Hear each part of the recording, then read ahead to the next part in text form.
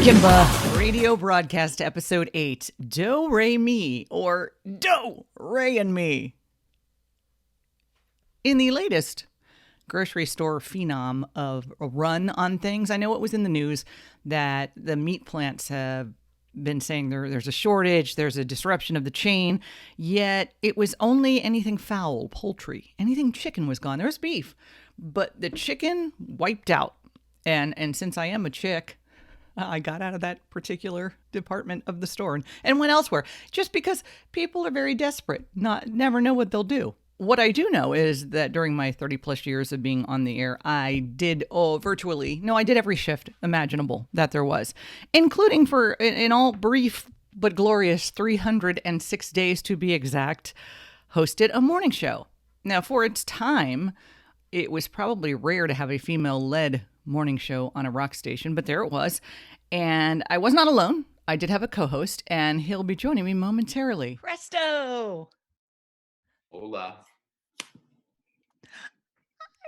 Oh, there we go. That's the view I wanted. Is this too plain? No. No. Should I include some of my wife's artwork so we can sell it? Why, sure. Yeah. Oh, did she really do that? Yeah. That and that. Wow, that's gorgeous. And that. Good on you, Diane. They're all over the gallery here. Oh, Ray Graham as Hineski, but Ray Graham as we knew him then. I told you I probably had the dates, and I found them. Not only the exact dates. You are quite the archivist. Apparently. They're completely gone to me. Right? I didn't know. I'm like, did I go from nights to mornings, or did I go from middays to mornings? And I did, because it was in September of 91. I was promoted to middays. And then it was, I have it written right here, June 18th, 1992. I went from middays to mornings. Wow. And it lasted until April 19th of 93. So for 306 glorious days. We didn't make it a year. We didn't make it a year. The more I'm thinking about all this, the more the memories coming back. But before we get into all of that, Glad it is for one of us. How did you end up there at Zeta to begin with? Down at the Big Z, Zeta. Mm-hmm. Yeah. I was up in Connecticut working up there in radio, and my wife Diana has family or had family down here. Now that we've moved here, they've all moved away. Of course. How about that? So I wanted to come down to Miami, so I kept sending tapes to that other radio station, the big one, GTR. They ignored me. Yeah. And kept bugging Pete at Zeta. Kept sending him tapes, and he's like, not quite. I'm looking for this. I'm looking for that.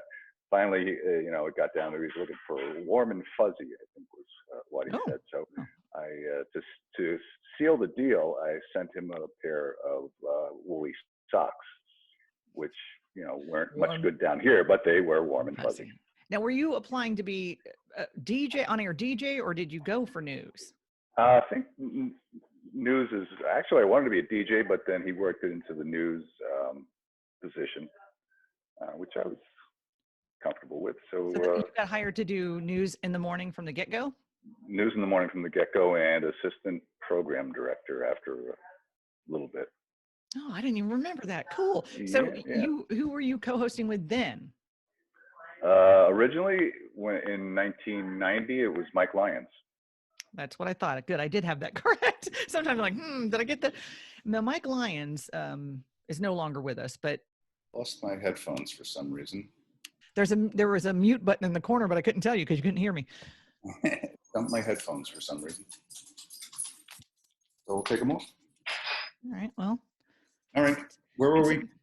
Technical difficulties. Please stand by. We now return to the podcast already in progress. So Mike Lyons, I was saying he was like he reminded me of Dennis Miller from the Saturday Night Live days, not the crazy town nowadays, but that very kind of esoteric, it was very intelligent sense of humor. Sometimes. Yeah. Oh, yeah. One of the funniest things I ever heard him say, forgive me, Neri Inclan. I don't know if you remember her. She was a reporter or anchor news. And Mike was from the Orlando area, I guess. But, here we've got the Belkis Nerez and the Neri Inclan. But when he heard her name, he said, what, like, did her mom fall on a typewriter? Love you, Neri. Really, I do. But that was damn funny. For whatever reason, I'm not sure. You may be more privy to the reasons why Mike, because Mike ended up going back to middays where he was from whence he came, and I went to mornings. He was still there. I don't think he was let go. I don't remember him going back to middays, but No. you have documented things fairly well, so you might be right, because who else would have done middays? Right. Unless it was Tom by then. Tom was on middays when Mike was in mornings, yes. So Tom maybe might have left by then. yeah, that Who? part I don't remember if he was let go. For some reason I think he was still there, but maybe not. That's a question for the ages. I do Mhm. not remember the chain of events there. Either case, when they, for whatever reason, wanted me to do mornings, I don't remember. I don't remember them coming to me and saying, "Hey, we want you to do mornings." In a lot of cases, they don't really ask us. Like they didn't say to you, "You were already doing mornings." Would you mind having Kimba as the host, or is there somebody else you think you might want to work with? They didn't say to me, "Do you want Ray to do your news, or do you want somebody else?" It's just like, here's what you're doing. Well, it is radio. It's true. It's kind of how it works sometimes.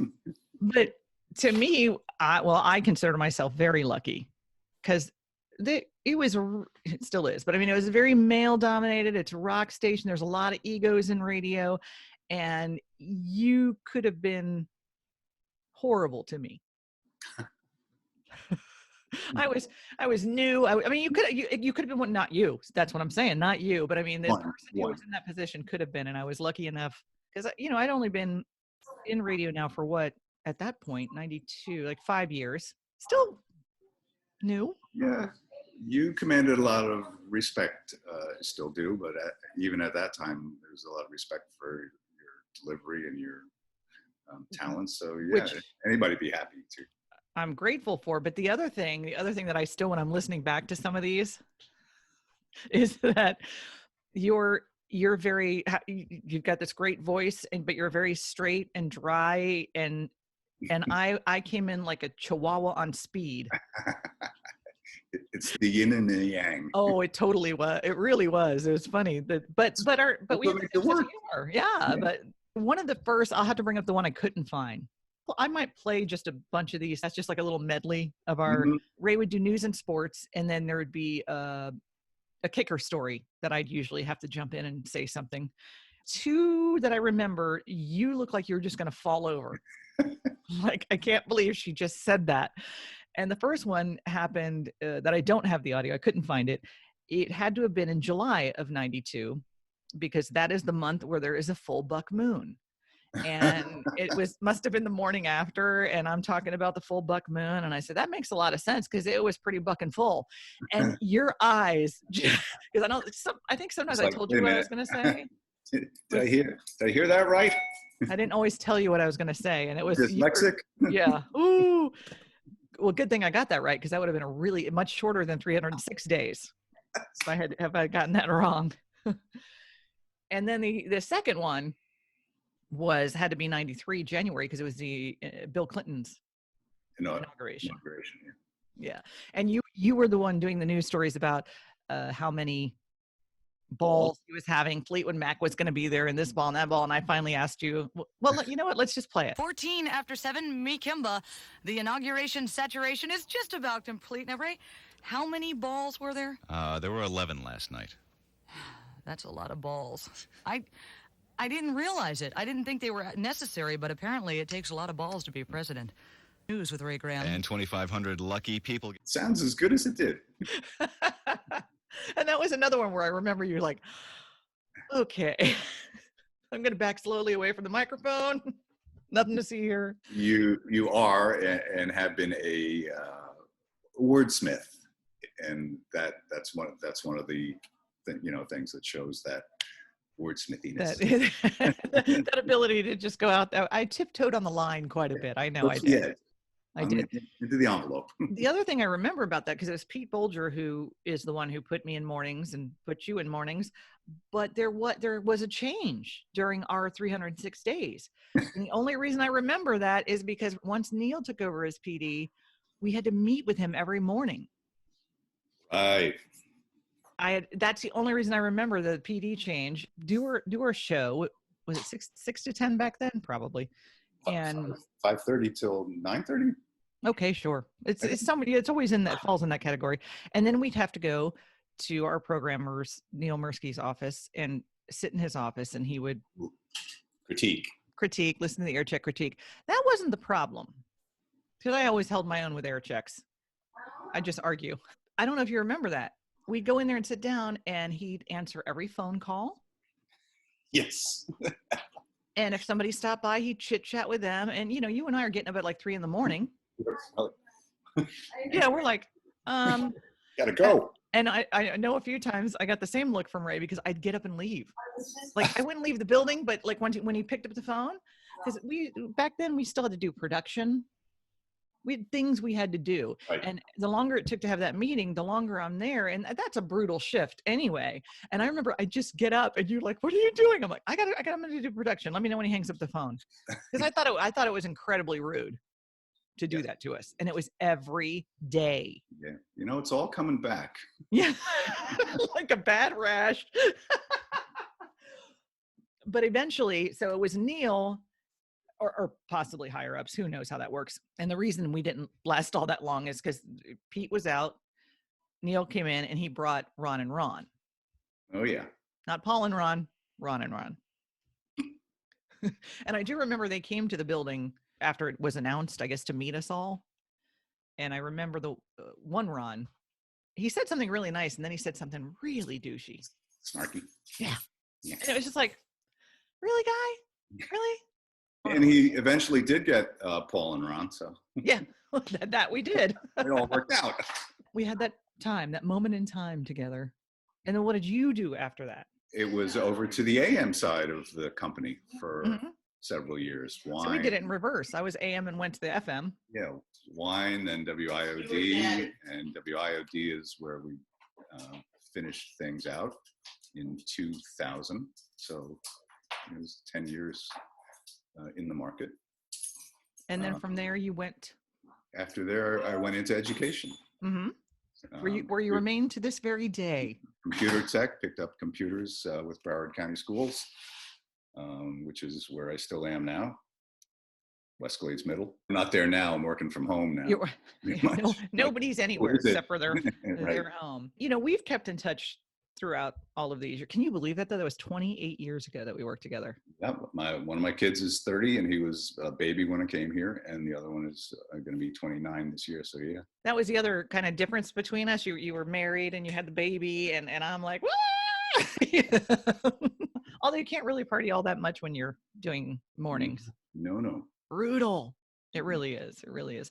You're working as a teacher, as your wife as well, or in the school system, and your wife as well. And then the most unthinkable thing that can happen happens. Correct. We were both involved in the Marjorie Stoneman Douglas shooting in 2018. Me at the school next door and her there, but it still has affected our family since that time. Because I didn't know that you were there until after the fact. I think we were doing a blood drive, and you came up and were talking to me, and I didn't realize you were in that. Yeah. The compound, if you will. You were in the school next door, but your wife was actually on the property. Yep, she was in one of the closets, hiding kids and taking care of them. And I would think that would have to be, as horrifying as it obviously was for her, it would have to be for you as well.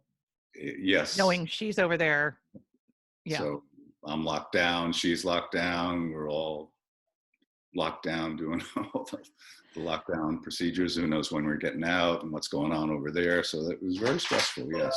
Yeah. And it happened, I think everything began to unfold as far as us knowing about it shortly before I went on the air, but then they didn't catch him for hours after that. And I just remember all of the sitting there getting all of the information, but how different it was because a lot of major events, you know, I've had to talk about on the air, but this was home.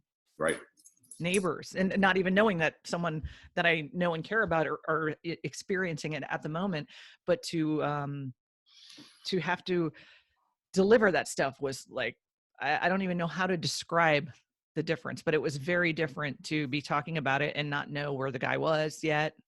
So it was such a sigh of relief when they got him, But for you, you're in it. You're not even, I don't even know if you were hearing anything that was going on. I don't know if you had No, it's very radios hard to hear anything because you're watching the kids and you're trying to connect right. with people where you can connect with. So it's hard to get a larger picture of it until you got out of the situation. Even then, with the amount of traffic and trying to get around and navigate, it was really difficult to. How long of a period of time did it take before you were reunited? We got out of school at 6 o'clock, I think, and then believe it or not, Diane was like half a mile down the road to the east, but I had to go to the west and the south, and then the east again, which took me like an hour and 20 minutes or something to get back to that spot that was half a mile away. So that was pretty agonizing. In the days that followed, did you both come up with an idea together, or is because I know Diane knows somebody who went through, was it Sandy Hook? Yes, our longtime friend, Yvonne, who was the media specialist there, was involved in Sandy Hook. Because I know they were both on a lot of shows talking about it. Yeah, so it was like 5 years after Sandy Hook that this happened. So since then, a lot of focus on mental health resources and things to help you cope with all those feelings and deal with things over the long term, breathing, meditation, those kinds of things to help. In addition to that, we acquired a therapy dog, which we raised from a puppy. And that's little cute River, who's actually right here. Oh, hi, puppy. dark. Oh my Dark in goodness. that view, huh? Oh, there he is. There you are. Hi, River. So River goes to school with Diana mostly, but sometimes me at West Glades, and she helps kids a lot. And she is a therapy dog with Canine Assisted Therapy in Fort Lauderdale, which is a group that helped at the school a lot after the shootings. So we decided that we would give back also by taking her out to volunteer in the community. And I think that'll be, as I get close to retirement, I think that'll be my focus into retirement, is bringing therapy dogs into schools or working to get them, because they're really, especially now, there's a lot of trauma out there. This virus is it's a trauma for much of the nation. And even before that, kids would come to school from who knows what at home sometimes, sometimes school was their safe place or their better place. So we understand that. I think the more you can get dogs or therapy animals into schools. I think we all hope that when you do bring therapy dogs into the schools, it's not for the reason from where it came. Correct. It can, yeah. From the impetus of the idea. The other thing about that too was that, it's happened to other places, but I think it's almost like a death in your family. And unless you've experienced death, you can't relate as much as you think you can, as much as you can have empathy, until it actually finally affects you, your town, you directly. It's a whole different ballgame. Yes, you are absolutely right. What you're doing though, helping the kids with puppies, puppies, come on. How do you not love Ray Graham? Win-win. But I want to play just a little medley of your kickers and, me jumping in, acting Maybe someone will hire us. Wouldn't that be awesome? And everybody tries to make their mark on the world, and California's Michael McCaslin is trying to make his. He's the world champion prune eater. He recently downed 260 prunes in 45 minutes. Unlike Super Bowl winners, he won't be going to Disneyland. He declared that he was going to Pottyland. He's going to need a Super Bowl. I'm Ray Graham. 7 after 7, me, Kimba. When I mention zucchini encased in polyester, you think of... Tom Jones has to be the answer. That is the answer. And in New Hampshire, there's a cow that's setting records. Aptly named, Maxima holds the world record for milk production. 56,000 pounds of milk last year. That's about 118,000 glasses of milk for the cow. Maxima is quite an attraction, too, believe it or not. People come from as far away as Minnesota and Wisconsin to see the cow. Those are what you call some massive mamillas. One Titanic teat. You know what I mean? This news brought to you by Wholesome Bread. I'm Ray Grant. A Virginia carjacker needs a driver's ed course. He forced two guys from a car, hopped in, but didn't get very far. The car he had chosen had a stick shift, and he didn't know how to drive one. The owner says he could hear the gears grinding as the thief drove away. So far, the cops haven't been able to clutch the guy. Oh, no. Reminds me of that ancient proverb. He who pulls out too fast leaves rubber behind. I'm Ray Graham. Ray, did you see the fight Saturday night? I had one Saturday night. I bet yours has lasted a whole lot longer than the big one. Probably. Less than 3 minutes, less than a round. Heavyweight championship fight, Riddick Bowe just pummeled Michael Dukes. And a new episode of Seinfeld where the gang will tackle the issue of body odor. And what a nice way to move over to Ray. We like to call him Mr. Rape. Oh, you're too kind. For News with Ray. I'm sweating over my tax return. It is deadline after firefighters put out a blaze. They found a rabbit with burn marks on his front teeth. They figure he chewed through an electrical cord and sparked the small fire. A hair-raising experience. I'm Ray Graham. And a lot of talk about that $23 million toilet that's up on the shuttle. NASA apparently built everything into it except an automatic lid closer. Ground controllers had to call the shuttle yesterday and yell at the astronauts for leaving the seat up and the fan running. Must be an all-male crew. Now, why do you say that? They probably put the paper on the roll wrong, too. I'm Ray Graham. Those nudists who want to take part in the annual beach cleanup in Texas have hit a snag in their efforts. The beach they want to clean is in Jefferson County, and officials there say the nudists better keep their clothes on. They add that it's against the law to gallivant naked in Texas. No ifs, ands, or buts. I was going to say, because you said they hit a snag. I'm like, on what? Youch. This news brought to you by LoJack. I'm Ray Graham. No, it really was. It was a lot of fun. And as I said, I don't know if I ever told you that because at the time, you're in it. But I'm grateful that I had you as the co-host because it could have been a whole lot different and it ended up being a whole lot of fun. I remember having a lot of fun. Most of the weight, though. We had a lot of laughs. I do owe you about probably 15 bags of coffee for your birthday, but we'll catch up. we can worry about that later. Well, it's nice talking to you. You too. Stay safe. Oh, you do the same. Give that river a hug. Give Diane a hug. All the time. Thank you, Ray Graham. It was really fun to reminisce. Hope you enjoyed it. Thank you for becoming one of Kimba's herd. Thank you for listening to Me, Kimba Radio Broadcast, Episode 8, Do, Re, Mi, or Do, Ray and Me.